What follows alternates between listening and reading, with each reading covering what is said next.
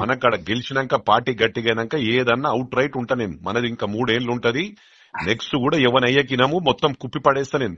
ఏ ఊర్లు కొనేస్తా నేను. సమస్య ఉండదు. నెక్స్ట్ టైం మనం ఖర్చు పెట్టినట్టు వాళ్ళేం పెడతారు. వాళ్ళు 100 పెడితే 200 కోట్లు పెడతా నేను. మీరు గట్టికి కావాలా? నేను చెప్పేది నేను చెప్పేది తినేసినా నేను చెప్పేది తిను. అరే ఏమో మొండి మాటలు మాట్లాడతారు. రాజకీయం ఏం చేస్తాం ఇక మేము ఇట్లా చేస్తే?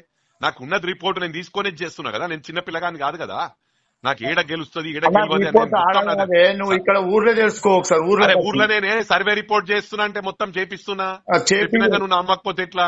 200% గెలవవు. మదర్ ప్రామిస్ చెప్తున్నా. నీ ఇష్టం.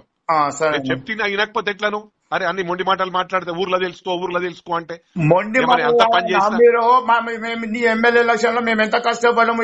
అలా అట్లే మాట్లాడతావాను అంటే నీకోసం అడుగుతున్నావా?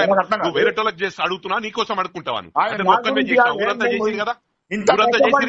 మీరు ఇప్పుడు మళ్ళీ ఆయనకి ఇవ్వమంటే ఎట్లా? అవన్నీ మాట్లాడకేను. అవన్నీ మాట్లాడకు. నీ ఇష్టం. నేను చెప్పేది నువ్వు మంచిదా అమ్మా. అంత రూబాబు మాటలు మాట్లాడుతున్నావా? నేను వేస్తాను అంత రూబాబు మాటలు అని మెంబరే గెలవలేవు నువ్వు. మళ్ళీ పనికిరాని మాటలు మాట్లాడుతున్నావు. సీతారాం రెడ్డి గెలిచి నాన్న 2 మాటలు ఆయన కూడా గెలవాలి.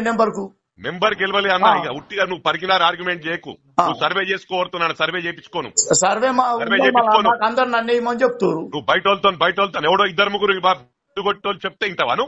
వాళ్ళు అన్న ఒక నిమిషం నీకు ఒక్కసారి చెప్పేదాకా ఈయన మాట్లాడినప్పుడు అర్థమయ్యేది నీ మాట్లాడే విధానం. ఏమంటున్నా ఊర్లో రోడ్లు నాకు తెలుసు. ఏమో అని నడుపుతా ఉన్నావు. మెజార్టీ రాలేమో మాట్లాడుతూ ఉన్నావు అని. నేను ఏమంటున్నా వింటాను.